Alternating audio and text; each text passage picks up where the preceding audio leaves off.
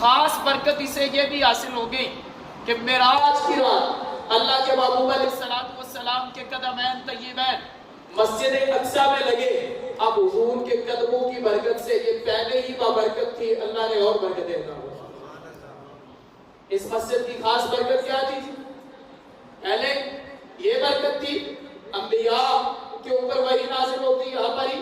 جناب موسیٰ علیہ السلام سے لے کر تمام انبیاء نے یہاں پر عبادت کی, اور دینی دنیاوی برکتیں یہ تھی یہاں پر ہر طرح کے آرائش موجود ہیں.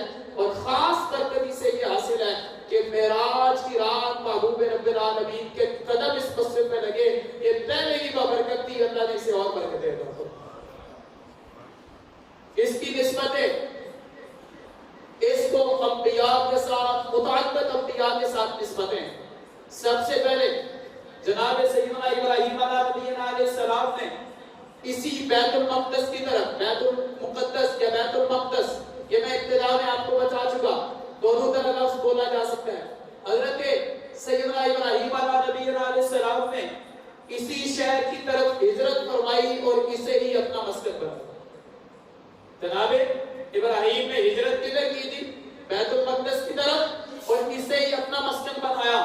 اور آپ کے بیٹے جناب یعقوب علیہ السلام سے بھی اس شہر کی بہت ساری یادیں وابستہ ہیں. جناب یعقوب علیہ السلام سے بھی اس شہر کی بہت ساری یادیں وابستہ ہیں.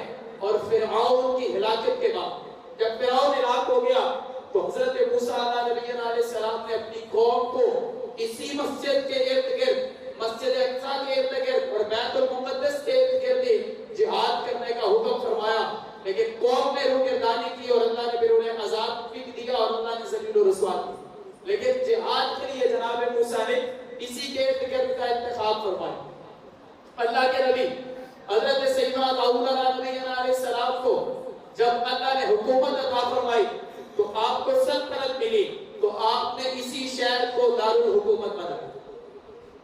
بیت المقدس کو آپ کے بعد جناب سیدنا سلیمان علیہ السلام آپ کو اللہ نے حکومت عطا فرمائی, تو آپ نے مسجد اقصی کی تعمیر کی. اس شہر کے اندر مسجد اقصی کی تعمیر فرمائی اور آپ کا مزار مبارک بھی مسجد اقصی کی. اس کا جی جناب سیدنا سلیمان علیہ السلام, آپ کا مزار مبارک بھی ادھر ہی. جناب سلیمان علیہ السلام کے وصال کے بعد جب مسلمان قومیں, اس وقت کے لوگ سستی کا شکار ہو گئے بدعمالیوں کی وجہ سے, شاہ بابل بخت نصر نے اس دارالحکومت پر قبضہ کیا اور مسلمانوں کو وہاں سے نکال دیا اور وہاں پر یہودیوں کو آباد کیا, اور نہر فرات کے کنارے ایک بستی آباد کی جس کا نام تل ابیب رکھا, اور اب وہی اسرائیل کا دارالحکومت. بخت نصر نے ایسا کیا, مسلمانوں کو نکال دیا اور پھر وہاں پر ایک بستی آباد کی نہر فرات کے کنارے جس کا نام تل ابیب رکھا, جو اب اسرائیل کا دارالحکومت ہے. اس کے بعد جناب حضرت عیسیٰ علیہ السلام نے بھی اسی سرزمین پر اپنی نبوت کا اعلان فرمایا. کتنی شان ہے. 7ویں ہجری 7ویں جو ہے وہ عیسوی کے اندر شاہ روم ہرقل نے اس مسجد پر قبضہ کیا اور اس نے یہودیوں کو نکال دیا, اور پھر ایک عرصہ تک ایرانیوں اور رومیوں کے درمیان اس پر قبضے کے لیے جنگ ہوتی رہی. بعد میں حضور نے جو ہے وہ ارشاد فرمایا, اللہ نے قرآن میں خبر دی اور حضور نے پھر اپنی زبان سے اعلان فرمایا اللہ رومیوں کو فتح عطا فرمائے گا, اور بعد میں یہ حضور کا فرمان پورا بھی ہوا اور اللہ نے انہیں مسجد اقصی پر فتح دیا تھا. یہ اس کی نسبتیں تھی, مسجد اقصی کی یہ نسبتیں تھی, یہ عظمتیں تھی. اتنا معزز, اتنا بابرکت اور اتنی نسبتوں والا شہر اور اتنی نسبتوں والی جگہ خاتم بداحت آج خون کا منظر پیش کر رہی ہے. روئے زمین پر دوسری مسجد بنائی گئی, مسجد اقصی. حضرت سیدنا جندب رضی اللہ تعالیٰ عنہ نے آقا کریم صلی اللہ تعالیٰ علیہ وسلم سے پوچھا کہ یا رسول اللہ صلی اللہ تعالیٰ علیہ وسلم, روئے زمین پر سب سے پہلے کون سی مسجد بنائی گئی؟ تو نبی مکرم صلی اللہ تعالیٰ علیہ وسلم نے فرمایا روئے زمین پر سب سے پہلے مسجد حرام بنائی گئی، کعبۃ اللہ بنایا گیا۔ حضرت سیدنا جندب رضی اللہ تعالیٰ عنہ نے پوچھا یا رسول اللہ اس کے بعد کون سی مسجد بنائی گئی؟ تو آپ نے فرمایا پھر اس کے بعد روئے زمین پر مسجد اقصی بنائی۔ حضرت سیدنا جندب نے پوچھا حضور مسجد حرام اور اس کی تعمیر کے درمیان کتنا عرصہ تھا؟ تو نبی پاک صلی اللہ تعالیٰ علیہ وسلم نے فرمایا مسجد حرام کے 40 سال بعد مسجد اقصی کی بنائی اور مسجد اقصی کو بنایا۔ یہ اس کی تاریخ جو حضور ہے۔ روئے زمین پر دوسری مسجد کون سی تھی؟ مسجد اقصی، قبلہ اول بیت المقدس، یہ روئے زمین پر دوسری مسجد تھی۔ اور پھر آگے حضور نے مکمل حدیث بیان فرمائی، فرمایا پھر اللہ نے ساری روئے زمین کو میرے لیے مسجد بنا دیا، اب میرا امتی جہاں پر بھی نماز پڑھے گا زمین اس کے لیے پاک ہے۔ اب سیدنا جندب کا یہ مسئلہ پوچھنا کسی شرعی حکم کے متعلق نہیں تھا، بلکہ یہ بات واضح کرنا تھا کہ جو ہو چکا جو ہوگا حضور جانتے ہیں۔ یہ مسئلہ واضح کرنے کے لیے تھا کہ جو ہو چکا، جو ہو رہا ہے، جو ہونا ہے، اللہ نے ہر چیز کی اپنے محبوب کو خبر عطا فرمائی۔ حضور نے دوسری روئے زمین پر دوسری مسجد کون سی بنائی گئی؟ مسجد اقصی۔ اس مسجد میں نماز پڑھنے کی برکتیں، اس مسجد کے اندر شان کیا ہے، عظمت کیا ہے۔ جب سیدنا سلیمان علیہ السلام مسجد اقصی کی تعمیر کر چکے تو آپ نے اللہ کی بارگاہ میں دعا فرمائی، تو اللہ رب العزت نے راضی ہوتے ہوئے فرمایا مانگو کیا مانگتے ہو عطا کیا جائے گا۔ جناب سلیمان علیہ السلام کو اللہ نے فرمایا جو مانگنا ہے مانگو عطا کیا جائے گا۔ آپ نے اللہ سے 3 چیزیں مانگی۔ کتنی دعائیں مانگی؟ 3۔ وَمَا حُکْمًا يُصَادِفُ حُکْمَكَ وَمُلْكًا لَا يَنبَغِي لِأَحَدٍ مِّن بَعْدِي وَمَنْ أَتَى هَٰذَا الْبَيْتَ يُرِيدُ إِلَّا الصَّلَاةَ خَرَجَ عَنْ ذُنُوبِهِ كَيَوْمٍ وَلَدَتْ أُمُّهُ۔ یہ 3 چیزیں مانگی۔ کہا یا اللہ حُکْمًا يُصَادِفُ حُکْمَكَ، مجھے ایسی حکومت عطا فرما، ایسا فیصلہ کرنے کا ادراک عطا فرما، سمجھ عطا فرما کہ یا اللہ میرا فیصلہ تیرے فیصلے کے مطابق، میرا فیصلہ کس کے مطابق ہو؟ تیرے فیصلے کے مطابق ہو۔ دوسرا، یا اللہ مجھے ایسی حکومت، ایسا ملک عطا فرما جو میرے بعد کسی کو بھی نہ دے۔ یہ قرآن میں بھی 23ویں پارے میں سورہ صاد کے اندر موجود ہے، وَمُلْكًا لَا يَنبَغِي لِأَحَدٍ مِّن بَعْدِي إِنَّكَ أَنتَ الْوَهَّابُ۔ یہ دعا مانگی۔ اور تیسری یہ دعا مانگی کہ یا اللہ جو بھی مسجد اقصی میں نماز پڑھے اسے گناہوں سے ایسے پاک فرما دے جیسے وہ ابھی ماں کے پیٹ سے پیدا ہوئے۔ اب آگے آقا کریم صلی اللہ تعالیٰ علیہ وسلم نے فرمایا اللہ نے جناب سلیمان علیہ السلام کی پہلی 2 دعائیں قبول فرما لی اور آخری دعا فرمایا مجھے امید ہے اللہ اسے بھی اپنی بارگاہ میں قبول فرمائے۔ یہ حضور کا فرمانا اس بات کی دلیل تھی کہ وہ بھی اللہ مقبول ہو چکی ہے اور نبی کی دعا ہمیشہ مقبول ہوتی ہے، لیکن حضور شوق بڑھانے کے لیے حضور نے ایسا فرمایا۔ تو یہ مسجد اقصی میں نماز پڑھنے کی فضیلت آپ دیکھیے۔ جناب سلیمان علیہ السلام نے سب سے پہلے کیا مانگا؟ وَحُکْمًا يُصَادِفُ حُکْمَكَ، یا اللہ ایسا فیصلہ کرنے کی توفیق عطا فرما کہ تیری مرضی کے خلاف نہ ہو۔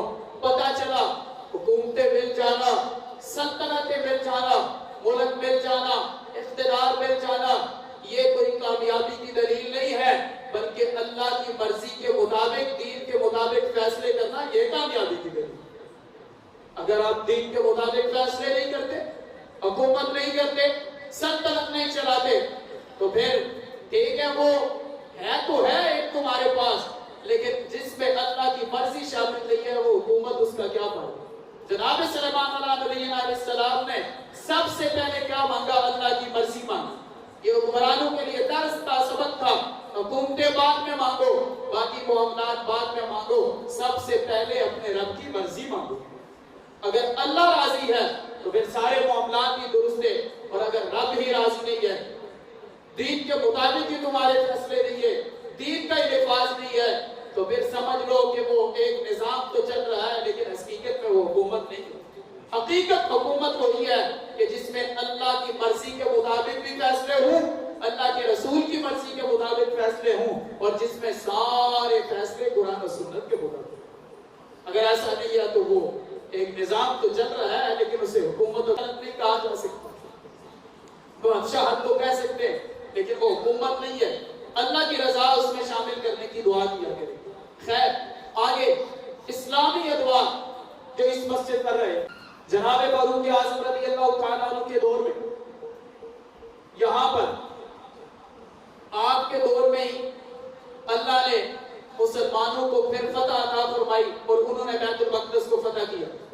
حضرت سیدنا عمر بن عاص رضی اللہ تعالیٰ عنہ کی قیادت میں جب اجنادین فتح ہوا تو آپ ایک قلعے پر چڑھ کے ایک راہب نے آپ سے کہا کہ جو تم نے فتح کر لیا ہے اب آگے نہ بڑھنا، اس لیے کہ شکست تمہارا مقدر ہوگی۔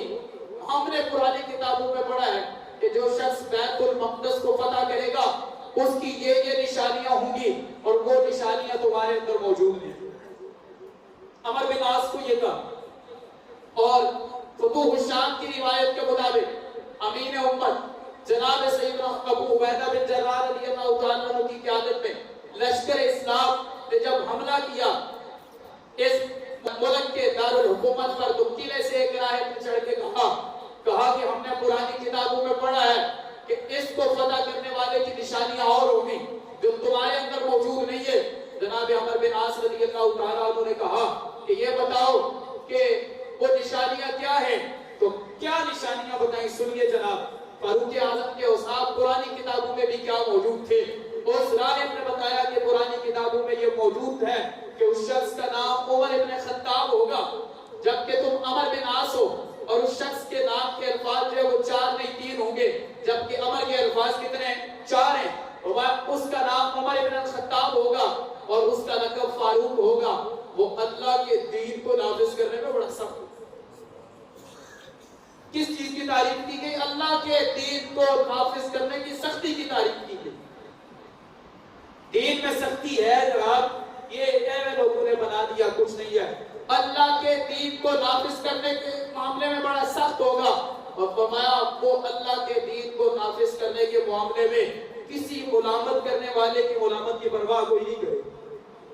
حضرت ابو عبیدہ بن جراح نے کہا پھر تو وہ ہمارے امیر المؤمنین ہی ہیں، اللہ نے ان میں یہ تمام اوصاف رکھے۔ آپ نے جناب فاروق اعظم کو خط لکھا، جناب فاروق اعظم تشریف فرما ہوئے اور آپ نے مشورے کے بعد آپ گئے جہاں پر یروشلم کی طرف آپ چلے۔ جب آپ قلعے کے قریب پہنچے، اس راہب نے قلعے پہ چڑھ کے کہا کہ اللہ کی قسم یہی وہ شخص ہے کہ جس کے اوصاف پرانی کتابوں میں موجود ہیں اور یہ حضور کا صحابی ہے، لہذا کس چیز کے انتظار میں ہو، قلعہ چھوڑ دو اور اس شخص سے امان طلب کرتے ہوئے اس کے پاس حاضر ہو۔ ان سب نے چھوڑ دیا بغیر مطلب فاروق اعظم کیا، یہ اللہ والوں کی برکتیں ہی بڑی ہیں۔ ہاں جی، ان کی برکتیں ہی بڑی ہے۔ حضور کے صحابہ، اللہ اکبر، یا رسول اللہ، یا علی، حق چاہیا، ان کی برکتیں ہی بڑی ہیں۔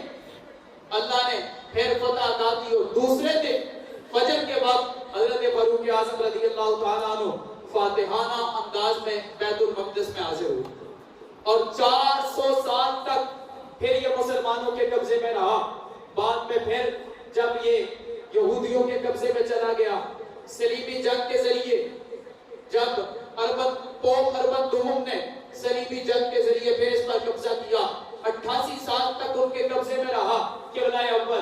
اور پھر سلطان اسلام حضرت جناب سلطان صلاح الدین ایوبی نے دوبارہ حملہ کر کے اسے فتح کیا۔ سبحان اللہ، کس نے فتح کیا جی؟ سلطان صلاح الدین ایوبی نے، جو وہ شخص تھا کہ جس کے مزار پہ آج بھی لکھا ہوا ہے کہ لا تحسبوہما کشخص واحدہ بل قد عمت العالمین مماتہ۔ فرمایا اے سلطان صلاح الدین ایوبی کے قبر پہ آنے والے، یہ نہ سمجھنا کہ جس دن سلطان دنیا سے گیا سلطان اکیلا مرا، بلکہ اس دن پوری امت مر گئی۔ واقعی پھر مر گئی، آج زندہ ہوتی تو پھر اب جب یہودیوں نے پھر قبضہ کیا نا، تو اس یہودی جرنیل نے جا کے سلطان صلاح الدین ایوبی کی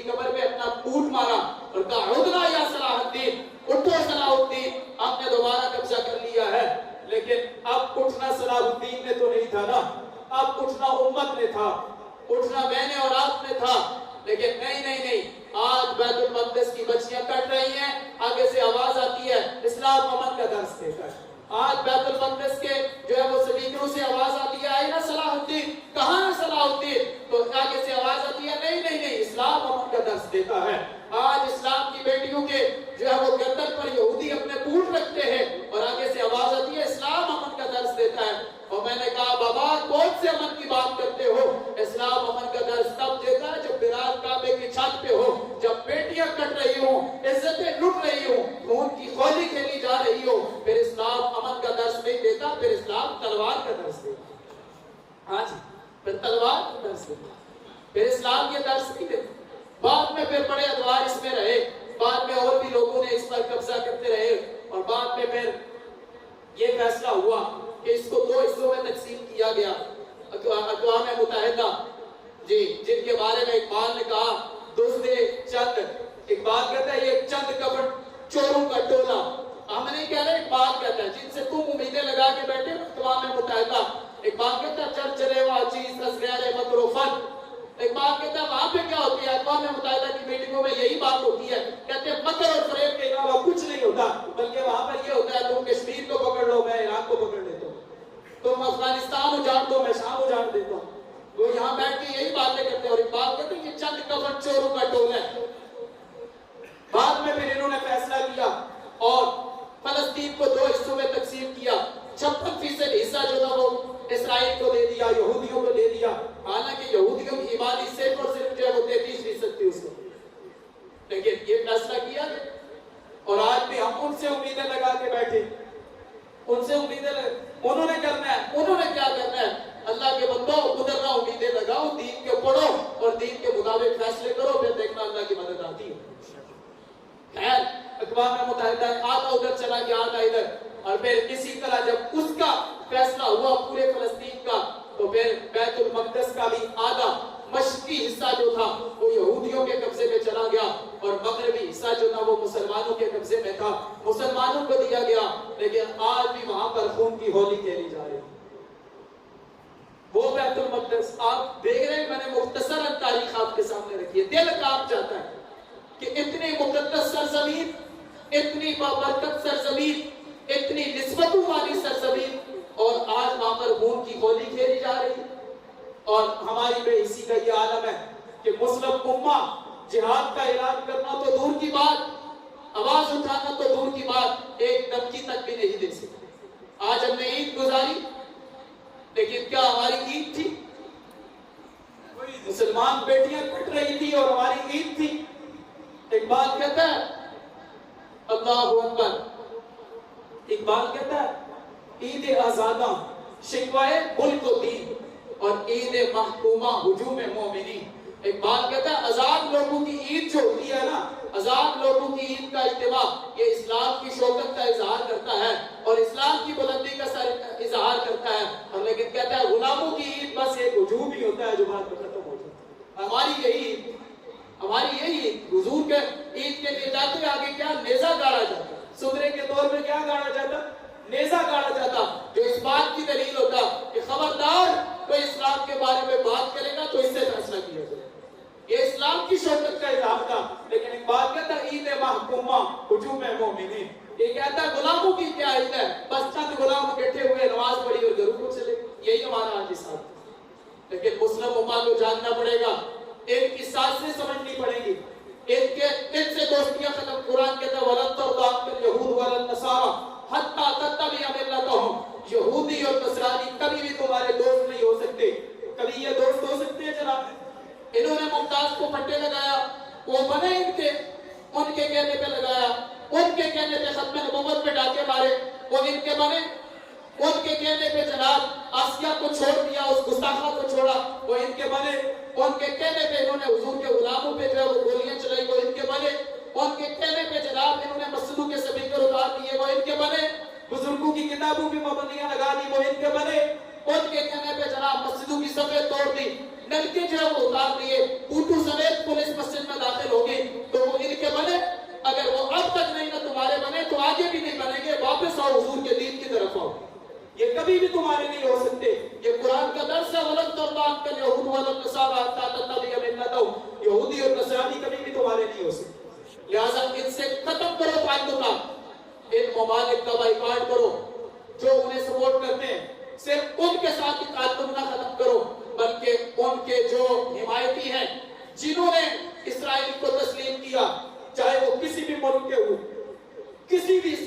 بارے میں وہ اپنا نام لیتے ہوں، کسی بھی طرح ہوں، ان کے ساتھ بھی تعلقات ختم کرو، انہیں بھی احساس دلاؤ کہ تم کتنا غلط کر رہے ہو، کن لوگوں کو تم اپنا پیشوا مان رہے ہو، کن لوگوں کے پیچھے تم چل رہے ہو کہ جنہوں نے مسلم دنیا کو اجاڑ کے رکھ دیا، جنہوں نے مسلم کا خون جو ہے وہ تیل کی طرح پانی کی طرح بہا دیا۔ لہٰذا ان لوگوں سے بھی بائیکاٹ کرو، انہیں بھی احساس دلاؤ۔ اور آخری بات، اپنے رب پر بھروسہ کرو، دائیں بائیں نہ دیکھو کہ یورپی یونین فلاں یونین اس نے تمہیں کچھ نہیں دینا۔ قرآن کہتا ہے وَإِنْ خِفْتُمْ عَيْلَةً فَسَوْفَ يُغْنِيكُمُ اللَّهُ، محبوب میرے اپنے غلاموں کو فرما دو کہ اگر تمہیں تنگ دستی کا ڈر ہے نا تو ان قریب اللہ تعالیٰ تمہیں غنی فرما دے گا۔ ہاں، ذلت کی موت سے عزت کا مر جانا بہتر ہے، ذلت کی موت سے عزت کا مر جانا بہتر ہے۔ اللہ پر بھروسہ کرو، یہ نہ کہو ہم کچھ نہیں کر سکتے، معیشت کے مسائل ہیں، بھوکے مر جائیں گے، یہ ہو جائے گا وہ ہو جائے گا۔ مرنا تو ہے لیکن عزت سے مر جائیں بہتر نہیں ہے، اگرچہ بھوکے ہی مر جائیں، عزت سے تو مرے نا۔ کل یہ تو نہیں کوئی کہہ سکتا رہا انہوں نے اس دین کو چھوڑ دیا تھا کہ محمد بن قاسم ایک بیٹی کے لیے سیدھ آ گیا تھا۔ ہاں، مروان بن عبد الملک ایک بیٹی کو نا یہ یہودیوں نے عیسائیوں نے قلعے کے اوپر اس نے آواز لگائی قلعے سے کہ کہاں ہے مسلمان بیٹے، تو ساتھ سے ایک بندہ گزر رہا تھا، اس نے یہ آواز سن لی، اس نے جا کے مروان بن عبد الملک کو کہا کہ اسلام کی جو ہے وہ بیٹی یہ آواز لگا رہی تھی قلعے پر، اسے وہاں پہ محکوم بنایا ہوا تھا۔ تو مروان بن عبد الملک تھا نا وہ فوراً اٹھا اور اس نے کہا اسلام کی بیٹی میں آ گئی، اور اس نے اپنا ساتھ لشکر لیا اور پورے شہر کو تہس نہس کر دیا۔ میں نے کہا ایک بیٹی کی آواز پہ وہ اٹھ گیا، اور آج تو بیت المقدس کے سپیکر سے بار بار اذان کی بجائے یہ آواز آتی ہے اینا صلاح الدین، کہاں ہے صلاح الدین؟ لیکن اب آگے سے جواب یہ آنا چاہیے تھا کہ اسلام کی بیٹی ہم ہیں، یہ جواب آنا چاہیے تھا، لیکن اب آگے سے جواب آتا ہے اسلام امن کا درس دیتا ہے، اسلام امن کا درس دیتا ہے۔ یہ امن کی رات کلپنا چھوڑو، اٹھو، اپنے دین کے لیے اٹھو، اپنے دین کی خود حفاظت کرو۔ اگر آج بیت المقدس کی باری ہے تو تمہارے پاس کیا گارنٹی ہے کہ کل تمہارا ملک محفوظ رہے گا؟ آج مسجد اقصی کی باری ہے تو تمہارے پاس کیا گارنٹی ہے کہ کل یہ ہماری مسجد محفوظ رہے گی؟ وہ طیب اردگان والی بات، وہ کہتے ہیں آج اگر مسجد اقصی کے در و دیوار گرا دیے گئے تو پھر سوچ لینا کہ کل پھر حرم کے در و دیوار بھی گرانے کی کوشش کی جائے گی، مسجد نبوی کے در و دیوار بھی گرانے کی کوشش کی جائے گی۔ لہٰذا اٹھو، حضور کے دین کے لیے آواز بلند کرو۔ کچھ نہیں ہوتا، کیا ہونا ہے؟ عزت سے مر جانا یہ بہتر ہے ذلت سے جینے سے۔ اسلام کی بیٹیاں تمہیں پکار رہی ہے، اسلام والے پکار رہے ہیں، اور ہم ظاہر ہے جو اقتدار میں ان کی بات ہے، ہم سے یہی کر سکتے ہیں کہ ہم اپنے مسلمان بھائیوں کے ساتھ اظہار یکجہتی کرتے ہیں، ہمارے دل ان کے ساتھ بڑھتے ہیں، ہمارا دل خون کے آنسو ہوتا ہے ان کے لیے، لیکن بس ہم مجبور ہیں۔ ظاہر ہے جہاد کا اعلان یا جنگ کی باتیں تو بڑے کرے نا حکمران تو تب جا کے اثر ہوتا ہے، لیکن ہم بھی بات کر رہے ہیں کہ یا رسول اللہ امت پریشان ہے کرم کیجیے، بس یہی ہے، امت پریشان ہے کرم کیجیے۔ لہذا یہی ہے کہ اسرائیل سے تعلقات بھی ختم کرو، دوستیاں بھی ختم کرو، اور اسرائیل سے تعلق بنانے والوں سے بھی تعلقات ختم کرو، اور انہیں سپورٹ فراہم کرنے والوں سے بھی تعلقات ختم کرو، اور اللہ پر بھروسہ کرتے ہوئے غربت سے ڈرنے کی بجائے، معیشت کی کمزوری سے ڈرنے کی بجائے اللہ پر بھروسہ کرتے ہوئے کھڑے ہو جاؤ، اللہ خاص کر عطا فرما دے۔ یہ بزدلیوں والے کام نہ کرو، دلیروں والے کام کرو۔ رسول اللہ کی امت کٹ رہی ہے اور آپ امن کا درس دے رہے ہیں، یہ باتیں ٹھیک نہیں ہے، بلکہ اٹھو حضور کے دین کے لیے کھڑے ہو جاؤ، اٹھو حضور کے دین کے لیے کھڑے ہو جاؤ۔ فلسطینی بھائیوں کے ساتھ اظہار یکجہتی کرنے کے لیے سارے ہاتھ کھڑے کریں، آپ ان کے ساتھ ارشاد الجہاد الجہاد لبیک لبیک، اس کا مطلب ہے جہاد کے لیے ہم حاضر ہیں۔ الجہاد الجہاد لبیک لبیک الجہاد الجہاد لبیک لبیک الجہاد الجہاد لبیک لبیک الجہاد الجہاد لبیک لبیک الجہاد الجہاد لبیک لبیک الجہاد الجہاد لبیک لبیک لبیک لبیک الجہاد لبیک لبیک الجہاد لبیک لبیک الجہاد۔ امت انشاءاللہ اپنا سب کچھ پیش کرنے کو تیار ہے، اپنے مسلمان بھائیوں کی مدد کے لیے کھڑے ہو جاؤ۔ اللہ کی بارگاہ میں دعا ہے اللہ تعالیٰ ہم سب کو عمل کی توفیق عطا فرمائے۔